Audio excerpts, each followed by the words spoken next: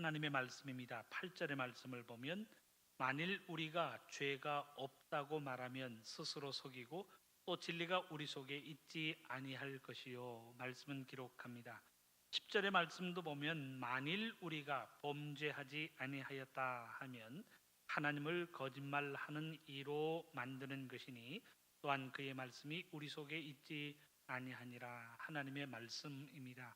우리가 죄가 없다라고 이야기하면, 우리가 범죄하지 아니하였다라고 이야기하면 하나님을 거짓말하는 이로 만드는 것뿐이 아니라 하나님의 말씀이 우리 속에 없다라고 하는 사실을 이야기하고 있습니다.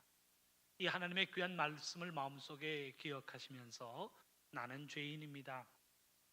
우리의 삶은 죄와 허물로 채워져 있는 우리는 죄인입니다. 그 믿음의 고백을 가지고 예수님의 십자가 앞에 나오는 삶이 될 수 있기를 바랍니다. 계속되는 사순절의 시간들입니다. 이 사순절의 시간은 예수님의 십자가를 생각하는 시간입니다. 예수님의 십자가를 생각하면서 부활의 순간을 믿음으로 준비하고 기다리는 시간들이 지금 우리들이 지내고 있는 이 사순절의 시간들입니다. 십자가의 의미를 생각하면서 그리스도와 함께 십자가에 죽고 그리스도와 함께 십자가에서 부활하는, 부활의 은혜로 옷 입는 그 아름다운 은혜가 우리의 삶 속에 일어나기를 원합니다. 예수님과 함께 십자가에 죽는다라고 하는 것은 무엇을 의미하나요? 내 마음대로 살고 내 고집대로 사는 모든 삶이 청산되어진다라고 하는 삶을 이야기하고 있습니다. 내 고집대로 사는 것이 아니라 나는 십자가와 함께, 예수님과 함께 십자가에서 죽고 이제는 하나님의 말씀대로 살아가기를 원합니다. 나는 죽고 내 안에 예수 그리스도께서 부활하신 예수 그리스도의 말씀대로 십자가의 사랑을 이루며 살아가기를 원합니다. 기도하면서 지내는 시간들이 이 사순절의 시간들입니다. 이 사순절의 시간을 이 십자가의 의미와 함께 살아가는 우리 모두가 될 수 있기를 주님의 이름으로 축원합니다. 우리 인생을 살아가면서 인생은 생로병사의 과정이라고 이야기할 수 있습니다. 태어나면서 이 땅 위에 육신을 가지고 살아가는 동안에 생로병사의 과정을 거치면서 때로는 괴로움을 당하고 때로는 문제를 겪어야 하는 것이 우리들의 인생입니다. 사랑하는 성도 여러분, 태어난 인생 중에 평생 병 없이 사는 인생이 어디에 있을까 질문해 보시기를 바랍니다. 아무리 젊었을 때 건강하였던 사람이라고 할지라도 나이가 들면 연약함과 함께 병이 우리들의 인생에 찾아온다는 사실을 우리는 잘 알고 있습니다. 마지막 죽음의 순간에 병이 우리의 몸속에 찾아들고 그 병으로 인하여 삶을 마감하게 된다라고 하는 사실을 우리는 잘 알고 있습니다. 태어난 인생 중에 죽음을 피해갈 수 있는 존재가 어디에 있을까? 모든 인생은 죽음을 피해갈 수 없다라고 하는 사실을 성경은 이야기하고 있습니다. 그러니 하나님의 말씀은 한 번 죽는 것은 사람에게 정하신 것이라고 우리에게 교훈하고 있습니다. 권력이 있다고 이 죽음의 문제를 피해갈 수 있을까요? 많은 부를 가지고 있다라고 해서 영생을 돈으로 살 수 있는가라고 하는 질문입니다. 아무리 똑똑하고 유능해도 태어난 모든 인생에 가는 길은 죽음으로 그 삶을 마감하게 된다는 사실을 우리는 잘 알고 있습니다. 근데 그 삶을 사는 동안에 수고하고 노력하고 애를 쓰면서 살아가는 삶이 곧 우리들의 인생입니다. 어떤 사람들은 먹고 살기 위하여 수고하여 땀을 흘리며 일하며 살아갑니다. 어떤 사람들은 좀 더 행복한 삶의 차원을 이루기 위해서 또한 수고하며 살아갑니다. 어떤 사람들은 허무한 인생을 살지 않기 위해서 삶의 참다운 의미를 얻고자 수고하며 살아가고 있습니다. 수고하고 수고해도 그 아름다움이 보장되어지지 못한 채 애쓰고 수고하는 것이 우리들의 인생이라는 사실을 우리는 잘 알고 있습니다. 사랑하는 성도 여러분, 인생의 과정이 이렇게 힘들게 된 그 시작점이 어디인가 질문해 봅니다. 우리는 결국 창세기 이야기로 거슬러 올라갈 수밖에 없습니다. 하나님이 천지를 창조하시면서 에덴 동산을 창조하셨습니다. 그리고는 하나님의 형상을 닮은 아담과 하와를 창조하십니다. 에덴 동산에 사는 아담과 하와는 고통 없이, 인생의 문제 없이 즐겁고 행복한 삶의 순간을 살아가고 있었습니다. 하지만 하나님이 금하신 선악을 알게 하는 나무의 실과를 먹고 맙니다. 선악을 알게 하는 나무의 실과를 먹고 난 후에는 인생에는 여러 가지 고통과 어려움이 주어지고 있다는 사실을 말씀은 가르치고 있습니다. 아담이 받은 하나님의 저주가 무엇인가요? 땀을 흘려 수고하여야 먹고 살 수 있다라고 하는 어려움을 받고 있습니다. 땀을 흘리며 수고하여야 땅의 소산을 먹을 수 있는 인생이 되고 말았습니다.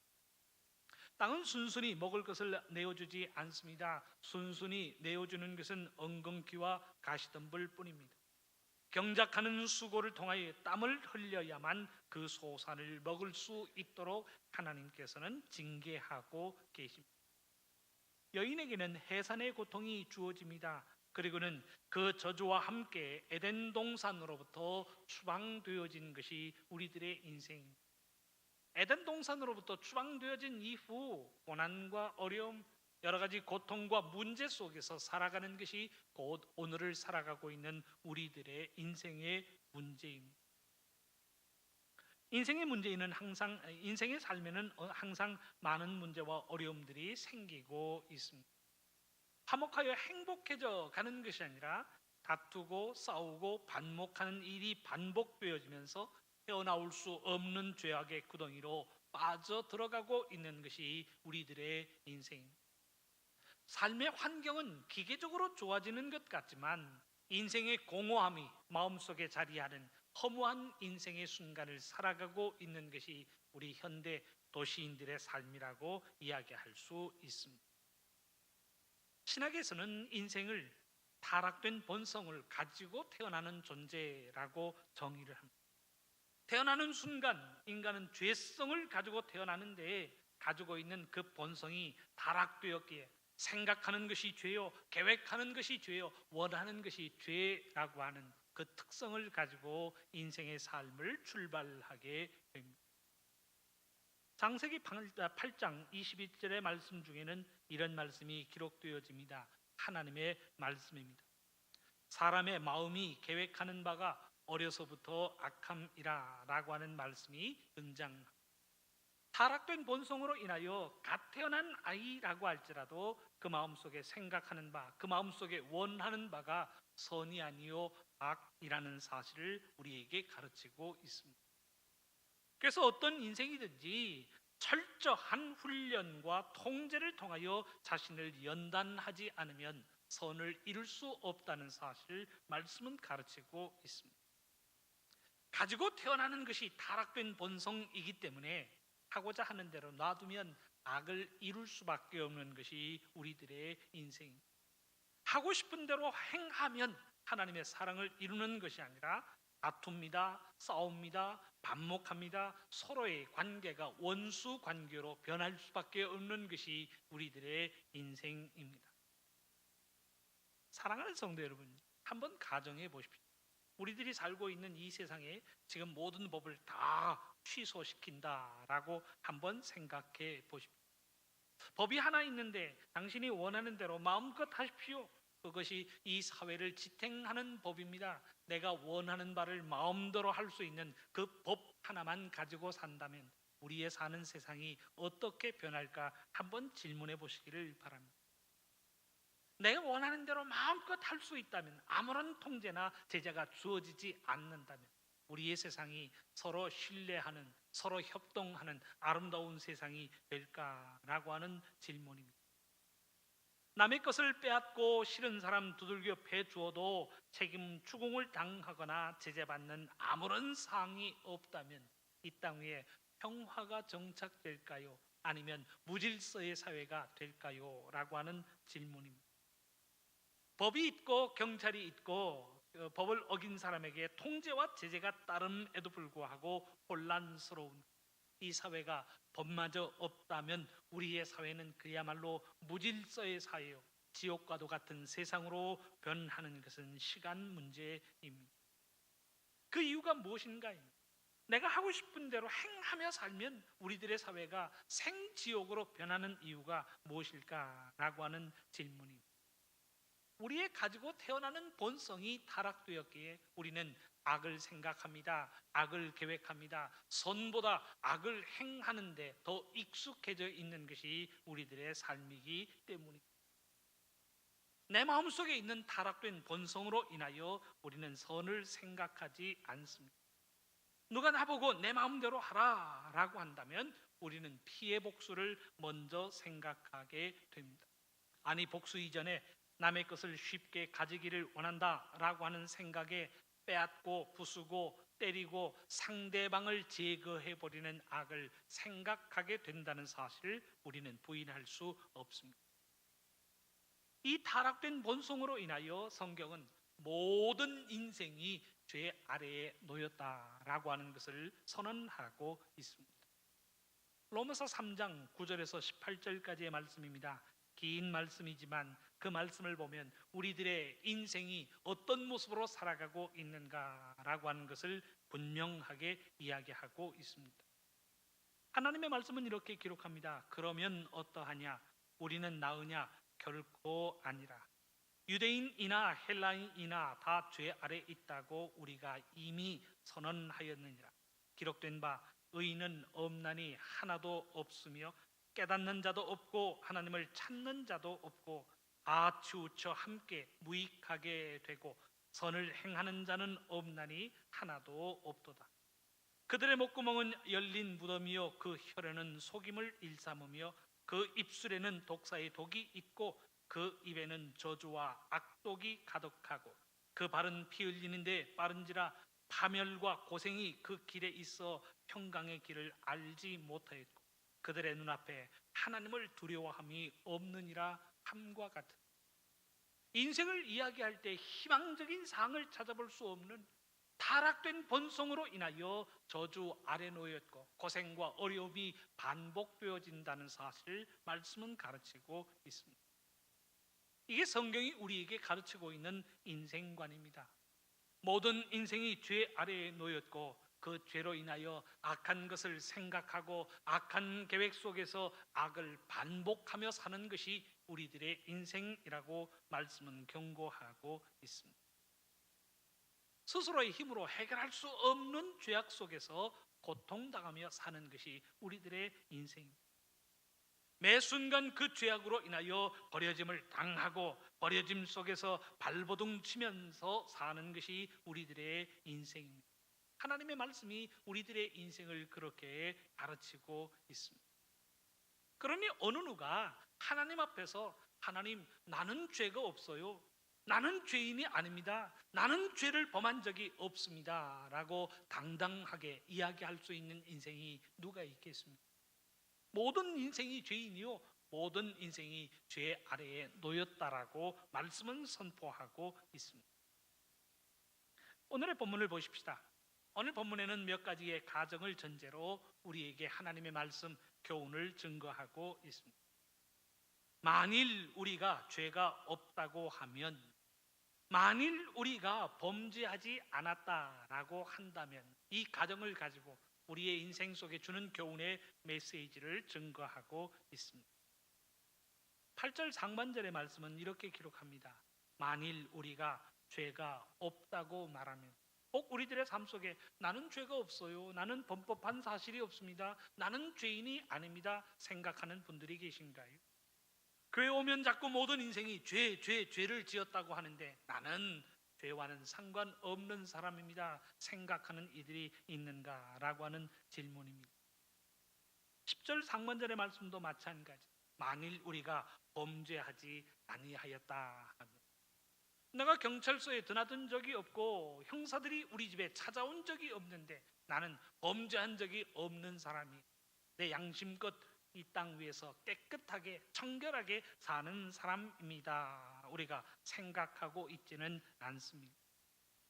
근데 오늘 본문에서 만일이라고 하는 말을 통해서 우리에게 가르치는 내용이 무엇입니까?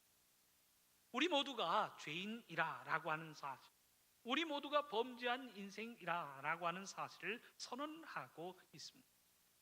여러분들 이 말에 동의하시나요? 여러분들은 죄인입니다. 기분 나쁘지 않고 정말 그렇습니다 라고 여러분들 동의하십니까? 여러분들은 범죄한 사람입니다 라고 하는 이 모든 이야기에 정말 그렇습니다, 나는 매 순간 범죄하며 살아갑니다 라고 하는 말에 동의하시는가 라고 하는 질문입니다.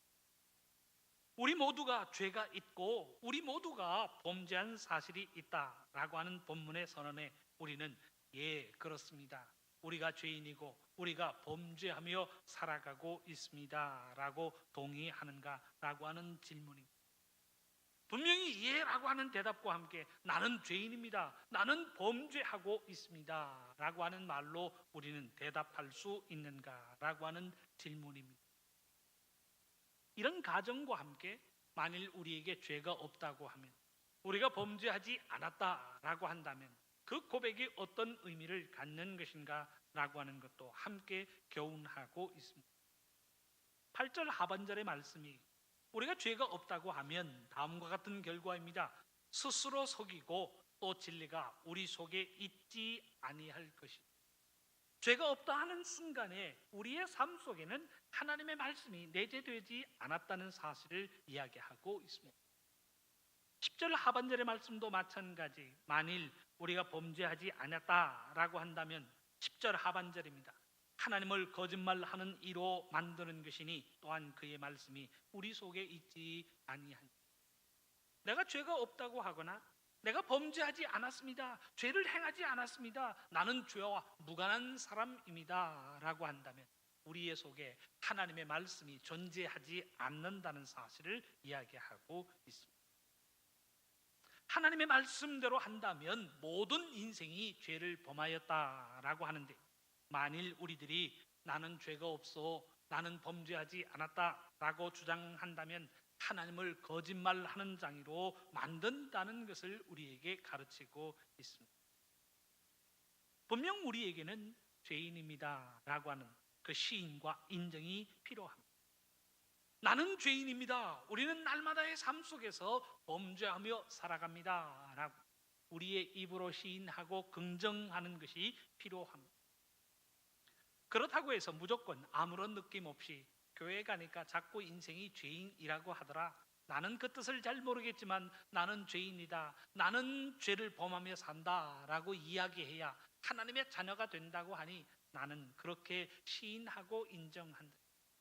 아무런 느낌 없이 깨달음 없이 그저 앵무새가 반복하는 것처럼 나는 죄인입니다, 나는 죄를 범하며 삽니다 라고 하는 고백을 원하고 있는 것이 아닙니다. 왜 내가 죄인인지를 알아야 합니다. 내가 죄인이라 라고 하는 사실을 인정할 수밖에 없는 깨달음과 고백이 우리의 삶 속에 필요하다는 사실을 말씀은 경고하고 있습니다. 사랑하는 성도 여러분, 내가 죄인입니다 라고 하는 고백이 필요한 이유가 무엇인가? 나는 죄인입니다 라고 하는 고백은 우리의 구원과 관련된 심각한 내용입니다. 그저 머리로만 알아서 고백하는 말, 나는 죄인이다, 나는 범죄한 인생이다 라고 하는 입술의 고백만으로는 부족합니다. 나의 죄가 무엇인지를 알아야 해요. 왜 성경이 우리를 향하여 인생은 죄인이라 라고 이야기하는가? 그 죄인됨의 모습을 깨달아야 한다는 사실을 말씀은 경고하고 있습니다. 사랑하는 성도 여러분, 우리는 죄하게 되면 제일 먼저 떠올리는 것이 법을 생각하게 됩니다. 내가 죄를 범했는가 혹은 내가 죄인인가 라고 하는 것을 이야기할 때 내가 알고 있는 법을 내가 어겼는가, 내가 나의 양심을 어겼는가 라고 하는, 무엇인가 기준이 되는 법을 어겼는가, 율법을 어겼는가, 문자적으로 되어 있는 모든 기준을 어겼는가 라고 하는 것을 먼저 묻게 됩니다. 그 율법의 모든, 성경에 나오는 율법의 모든 내용들을 축소해 놓은 것이 십계명입니다. 그래서 우리의 죄의 유무를 따질 때 묻는 질문이 내가 법을 어겼는가, 십계명의 모든 내용들을 내가 어겼는가라고 하는 것을 질문하게 됩니다. 정해놓은 법을 어겼으면 나는 죄인입니다, 죄를 지었습니다 라고 인정하게 됩니다. 그런데 금한 것을 내가 어긴 적이 없어요. 금한 것을 어긴 적이 없다면 나는 죄가 없어, 나는 범법한 사실이 없습니다 라고 이야기를 하게 됩니다. 정해놓은 법을 어겼을 때 벌금이 주어지거나 아니면 재판을 통하여 형을 살게 됩니다. 살인하지 말라라고 했는데 그만 사람을 죽이게 되었습니다. 범법한 것이지요. 범법하였으니 우리는 죄를 지었다라고 인정하게 됩니다. 도둑질하면 안 된다라고 하였는데 남의 것을 훔쳤습니다. 법을 어기고 기준을 어겼으니 우리는 죄를 인정하고 재판을 받게 됩니다. 요즘에 문제가 되는 버닝썬이라고 하는 클럽이 있는데 여기에서 마약이 유통되고 성매매가 이루어진 것으로 보여지고 있습니다. 현행법대로 한다면 마약을 음용해서도 안 되고 유통해서도 안 됩니다. 음란한 동영상을 합의하에 촬영하였다라고 해도 그것을 자기 임의대로 유통해서는 안 된다라고 하는 법의 기준이 있습니다. 이 기준을 어겼으니 범죄가 되는 것이고 범죄를 행하였으니 구속이 되어서 재판이 진행되어지는 것 아니겠습니까? 그런데 말씀에 정한 바의 기준을 내가 어긴 적이 없습니다. 십계명의 기준대로 한다면 죄를 범한 것이 없다라고 우리는 어쩌면 이야기할 수 있습니다. 여기 하나님 외에 다른 신을 섬기는 분들 계신가요? 우리는 하나님 외에 다른 신을 섬기지 않았습니다. 우리 교회 교인들 중에 우상을 만드는 분들 계신가요? 우상을 만들거나 우상을 섬기지도 않았습니다. 지금 이 시간 우리가 하나님 앞에 나와서 예배하는 것, 주의를 거룩하게 지키기 위해서 오늘 이 자리, 예배의 자리에 나온 것 아니겠습니까? 살인한 적이 없습니다. 남의 것을 탐내거나 법정에 서본 적도 없습니다. 그러니 나는 죄가 없습니다, 우리는 죄를 범하지 않았습니다 라고 주장할 수 있는가 라고 하는 질문입니다. 심지어 다른 사람에게 피해를 준 적도 없고 나는 법도 지키고 양심도 지키고 예의도 지키고 다른 사람들을 인격적으로 대했으니 나는 죄가 없다라고 이야기할 수 있는가 라고 하는 질문입니다. 사랑하는 성도 여러분, 좀 다른 이야기지만 죄를 지적받았을 때 우리가 어떤 반응을 보이는가라고 하는 것을 한번 생각해 보시기를 바랍니다. 우리가 죄인이요 우리가 허물이 많은 사람이라 라고 하는 것을 인정하면서도 다른 사람이 너 잘못이야 라고 우리의 잘못을 지적하면요 순순히 시인하고 인정하는 사람이 없습니다. 실제로 다른 사람이 나의 잘못을 지적하며 당신이 잘못이야 라고 지적을 하면 우리는 그야말로 신경질적인 반응을 보입니다. 네가 뭔데 참견이야 라고 하면서 자기의 잘못을 시인하고 인정하는 것이 아니라 성을 내고 신경질을 내리고 짜증을 부리면서 자기를 합리화하려는 모습을 보이며 살아갑니다. 시내에서 운전하다 보면 실랑이가 벌어질 때가 있습니다. 한 번은 새벽 기도회를 마치고 집으로 가던 중이었습니다. 보통은 우회전을 할 때 내 앞에 놓여져 있는 횡단보도가 녹색일 때에는 진행해서는 안 됩니다. 그런데 횡단보도가 내 앞에 놓여 있는 것 말고 우회전할 때 우측에 있는 횡단보도가 있을 때에는 거기 녹색 불이 들어와 있을 때 사람이 없으면 우회전할 수 있다. 교통법규가 그렇게 되어 있습니다. 내 앞에 있는 횡단보도가 사람이 있든 없든 녹색일 때에는 우회전할 수 없지만 오른쪽에 있는 횡단보도는 진행하는 사람이 없을 때에는 우회전할 수 있다. 법규는 그렇게 정해놓고 있습니다. 그런데 예외가 있어요. 우회전 신호가 따로 되어 있는 곳이 있습니다. 보통 어린이 보호구역에 보면 횡단보도에서 아이들이 뛰어서 학생들이 뛰어서 길을 건너기 때문에 우회전을 할 수 있는 신호가 별개로 달려있는 곳이 있습니다.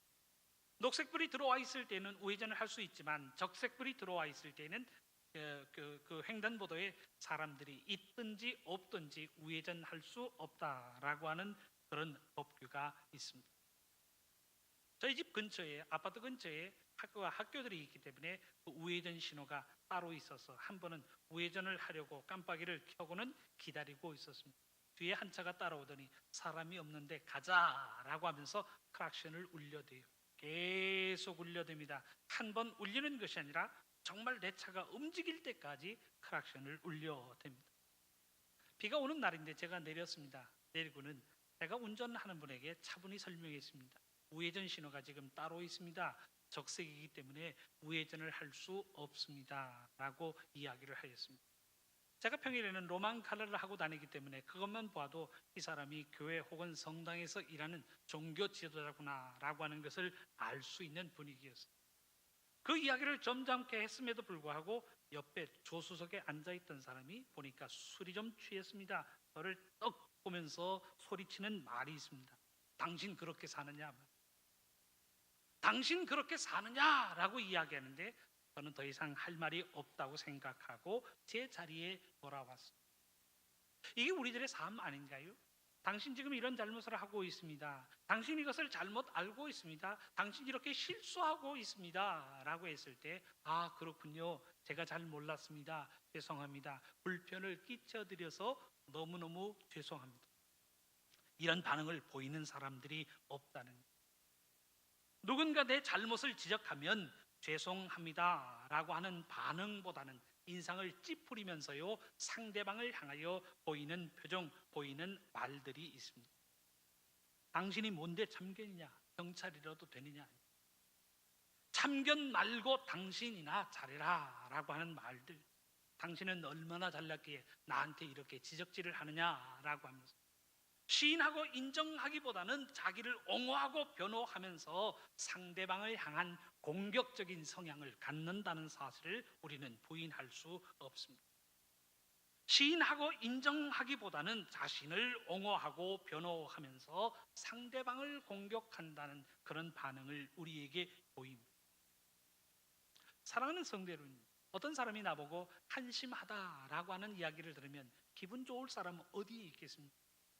돌아서서 생각해보면 나는 한심한 사람이 맞아요. 나는 답답한 사람이 맞습니다. 나는 미련한 사람이고 죄를 행하며 살아가는 사람임에 맞습니다. 그런데 누가 나보고요 한심한 사람 그러면 기분 좋아할 사람 아무도 없습니다. 한심한 사람이라고 하면 시인하고 인정하기보다는 네가 누군데 나한테 그런 소리를 하느냐라고 하면서 격한 언어로 상대방을 공격하게 됩니다. 어떤 부부가 부부싸움을 하면서 남편이 부인을 향해서 욕설을 퍼부어댑니다. 바보, 멍청이, 한심한 여자 등등 이야기를 퍼부어댑니다. 부인이요 이 사실을 인정합니다. 한심한 사람이라 라고 하는데 나 한심한 여자 맞아. 나 바보 멍청이야. 그러니까 당신을 만났지. 시인하고 인정하면서도요 상대방을 향하여 한 수를 꽂으려고 하는 그 비수의 모습을 우리는 놓치지 않고 살아갑니다. 이게 우리들의 모습 아닌가? 우리들의 입술은 죄인으로 인정하면서도 누가 나를 지적하면 발끈합니다. 우리가 죄를 범하며 살아가는 것을 인정하고 시인하면서도 누군가 지적을 하면 당신이 뭔데 참견이냐라고 하면서 나 자신을 옹호하고 상대방을 공격하는 성향을 드러낸다는 사실. 사랑하는 성도 여러분, 하나님의 말씀대로 한다면 우리는 죄인 맞습니다. 우리의 삶 속에서 잘못을 행하고 죄를 계획하고 악을 행하며 살아가는 그야말로 하나님의 복 속에 거하지 못할 모자라는 인생이 맞다는 사실을 성경은 이야기하고 있습니다. 성경이 이야기하는 우리들의 죄가 무엇인가요? 십계명을 다 지켰다고 생각하고 내가 율법을 범한 적이 없다고 생각하는 우리들을 향하여 하나님의 말씀은 모든 인생이 죄, 하나님의 선을 행하는 인생이 없다라고 하는 선언과 함께 우리들을 지적하고 있는 우리들의 죄가 무엇인가라고 하는 질문입니다.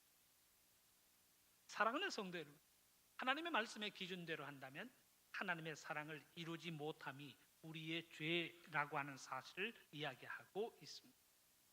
다른 사람을 죽여 죄가 되는 것이 아니라 하나님의 사랑을 받았음에도 불구하고 사랑을 이루지 못하며 살아갑니다.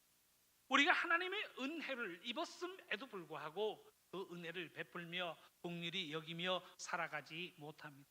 1만 달란트 탕감 받았음에도 불구하고 100데나리온의 은혜를 베풀지 못하며 살아갑니다.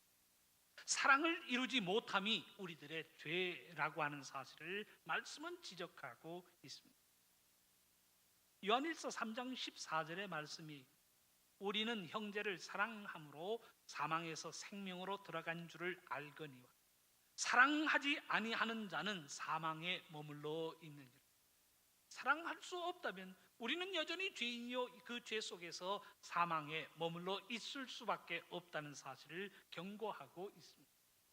요한일서 4장 8절의 말씀, 사랑하지 아니하는 자는 하나님을 알지 못하나니 이는 하나님은 사랑이십니다. 하나님은 사랑이시기 때문에 사랑하는 자가 하나님께 속하였고 사랑하는 자가 하나님의 구원과 영생의 아름다움으로 옷 입는다는 사실을 우리에게 가르치고 있습니다. 요한 1서의 가르침이 무엇인가요? 하나님께 속한 자는 사랑을 안다는 것이, 하나님께 속한 자는 사랑을 알고 사랑을 이룬다는 사실을 이야기하고 있습니다. 형제를 사랑하고 화목함이 우리가 하나님께 속하였고 우리에게 믿음이 있다는 것을 드러내는 증거라고 말씀은 가르치고 있습니다. 그러니 성경이 지적하고 있는 우리의 죄는 무엇인가요? 내가 다른 사람을 죽여 다른 사람의 것을 빼앗아 죄가 아니라는 거예요. 사랑하지 못하고 용서하지 못함이 우리의 죄라고 하는 사실을 지적하고 있습니다. 화목하지 못하고 미움을 마음속에 품고 살아가는 그 모습이 죄요, 우리가 날마다 죄를 범한다는 사실을 지적하고 있습니다. 우리의 허물이 무엇인가요? 다른 사람의 것을 빼앗아 우리의 허물이 되고 우리의 죄가 되는 것이 아니라 사랑을 받았음에도 불구하고 그 사랑을 이루지 못하며 사는 것이 우리들의 죄, 우리들의 허물이라는 사실을 지적하고 있습니다. 로마서의 교훈을 보면 로마서 3장 8절 10절의 말씀을 보면 사랑이 율법의 완성이라 라고 하는 사실을 이야기합니다. 사랑하는 자는 율법을 이룬 것이고 사랑하는 자가 하나님의 뜻을 이룬 것이라는 사실을 이야기하고 있습니다. 무슨 이야기인가요? 사랑하지 않는 자는 여전히 죄 가운데 있다는 겁니다. 사랑하지 않는 자, 사랑을 외면하는 자는 여전히 죄 가운데서 죄를 반복하고 있다는 사실을 우리에게 경고하고 있습니다. 연극 중에 관객모독이라고 하는 연극이 있습니다. 이 원작은 오스트리아의 페터 한트케라고 하는 사람이 쓴 작품입니다. 책으로도 이 작품이 소개되어졌지만 연극을 통해서 우리에게 공연되어진 아주 오랜 기간 동안 그 공연을 반복하고 있는 작품입니다. 작년까지도 이 공연이 강원도에서 공연을 이어오고 있는 그런 작품으로 알려져 있습니다. 이 연극에 참여해 보면 참 재미난, 앞에 나와서 인간 간의 대화가 얼마나 중요한가라고 하는 것을 철학적, 논리적, 이론적으로 쭉 설명을 합니다. 대사가 너무너무 어렵다는 생각이 들어요. 근데 후반부에 들어서요, 그야말로 관객을 향하여 욕을 하기 시작합니다. 생전 들어보지도 못했던 온갖 욕들이요, 관객을 향해서 막 쏟아낸대. 여러분들 그 배우들 아시잖아요. 얼마나 실감나는 표정으로요, 한 사람 한 사람, 한 개인 개인을 향해서 욕을 해대는지. 욕을 듣다 보니까 기분이 나쁜 거예요. 내가 돈 주고 욕 먹으러 여기 왔나? 아니, 욕을 얻어먹는 게 아니라 욕을 지금 내가 사 먹고 있는 중인가? 라고 욕을 듣는데요, 기분이 나쁜 거예요. 그야말로 관객 모독입니다. 심지어 버전이 업그레이드 되면서 모독을 주기 위해서 관객을 향해서요, 물을 뿌리는 그런 퍼포먼스를 벌입니다. 온 사람들을 모욕하는 거예요. 온 사람들에게요, 욕을 하고 물을 뿜어대면서 욕을 하는데 얼마나 기분이 나쁘든지. 마음이 상해서 집으로 돌아옵니다. 내가 돈을 내고 들어와서 욕을 얻어먹고, 아니 욕을 사먹고 지금 오는구나. 심지어 물벼락까지 맞으면서 이 연극을 볼 필요가 무엇이 있단 말인가 라고 하면서 그 연극 잘못된 연극이야, 뭐 이런 연극이 다 있담 하면서 거부 반응을 가지고요, 집으로 돌아왔습니다. 집으로 돌아와서 가만히 생각하는데 그 기분이 가시질 않아요. 근데 기분이 묘해집니다. 예수님의 십자가를 생각하면서 그 욕을 생각할 때에 얼마나 울었는지, 개만도 못한 놈, 정말 내 모습이 그런 모습 아니든, 예수님의 사랑을 받았으면서도 1만 달란트의 은혜를 받았으면서도 100데나리온의 은혜를 베풀지 못하며 살아가는 것, 우리들의 삶은요, 개만도 못한 놈이 맞습니다. 개는 충성을 다하지 않습니다. 그 짐승마도 못한 모습으로 하나님 앞에서, 말씀 앞에서 나는 죄인이 아닙니다 라고 주장한다면 그의 모습은 하나님의 나라에 어울리지 않는다는 사실을 말씀은 경고하고 있습니다. 우리가 하나님으로부터 받은 것이 무엇인가? 십자가의 사랑입니다. 우리의 모든 죄를 용서하여 주시고 우리를 사랑하시되 끝까지 사랑하여 주시는 하나님의 사랑, 하나님의 긍휼, 십자가의 은혜로 허락받았습니다. 그럼에도 불구하고 우리는 그 사랑 베풀지 않으며 살아갑니다. 오히려 미워하고 시기하고 질투하는 마음을 가지고 살아가는 우리들의 삶 속에 임하여지는 욕이라는 생각을 들 때 얼마나 내 눈에 눈물이 쏟아지죠. 성경에도 욕이 등장합니다. 독사의 자식들아 라고 하는 욕이 등장합니다. 그 욕을 먹을 사람들이 누구인가요? 하나님의 말씀대로 살지 못했던 바리새인과 사두개인들만이 독사의 자식들아 라고 하는 욕을 얻어먹는 것인가요? 2000년 이후를 살아가는 우리하고는 아무런 상관없는, 우리는 독사의 자식도 아니고 우리는 죄를 범하지 않았으니 독사의 자식도 아니요 욕을 먹을 필요도 없다라고 생각하고 있지는 않습니다. 내가 하나님의 말씀대로 살지 못하는 순간, 내가 하나님의 사랑을 이루지 못하는 순간 성경에 등장하고 있는 독사의 자식이라고 하는 욕은 나를 향하고 우리를 향하고 있다는 사실을 우리는 명심해야 합니다. 예수님으로부터 받은 것이 무엇인가요? 우리를 감동하게 만들고 우리를 울게 만드는 사랑의 감동입니다. 사랑의 감동을 받았음에도 불구하고 우리는 다른 사람에게 피눈물 나게 만드는 삶의 순간을 살아가고 있습니다. 그 모습이라면 우리는 죄인이 아니라고 이야기할 수 없습니다. 사랑을 이루고 있지 못하니 우리는 죄인 맞고 날마다의 삶 속에서 잘못과 범죄함을 반복하고 있는 죄인이요 허물뿐인 인생이라는 사실을 우리는 부인할 수 없습니다. 말씀을 준비하면서 그런 생각이 들더라고요. 하나님, 제가 사는 날이 많으면 많을수록 제가 행하는 것은 죄뿐입니다 라고 합니다. 사는 날이 길면 길어질수록 하나님의 사랑을 더 많이 이루는 것이 아니라 죄를 더 많이 짓고 허물을 더 짓는 죄인된 인생입니다 라고 하는 고백을 남길 수밖에 없었습니다. 사랑하는 성도 여러분, 내가 내 죄를 깨닫고 시인하고 인정할 때 우리는 예수님의 십자가의 은혜로 나아갈 수 있는 것입니다. 내 죄인됨을 고백하고 내 죄인됨을 시인하고 인정할 때에 하나님께서는 예수 그리스도의 보혈의 공로로 우리의 모든 죄를 용서하여 주신다는 사실을 말씀은 기록하고 있습니다. 이 사순절의 시간 속에서 내가 얼마나 완악한 죄인인가라고 하는 것을 깨닫는 시간들이 될 수 있기를 바랍니다. 이 사순절의 시간 속에서 우리가 얼마나 허물뿐인 인생인가라고 하는 것을 묵상할 수 있기를 바랍니다. 내가 죄인이요 내 삶의 허물뿐이라 라고 하는 사실을 시인하고 인정할 때에 그 고백을 통하여 십자가 대속의 은혜로 나아갈 수 있다는 사실을 말씀은 가르치고 있습니다. 바라기는 내가 죄인임을 깨달아 예수님 십자가의 은혜로 옷 입는 시간들이 될 수 있기를 바랍니다. 나의 죄를 고백하고 우리의 허물을 고백하는 가운데 십자가 대속의 은혜로 나아가는 우리 모두의 삶이 될 수 있기를 주님의 이름으로 축원합니다.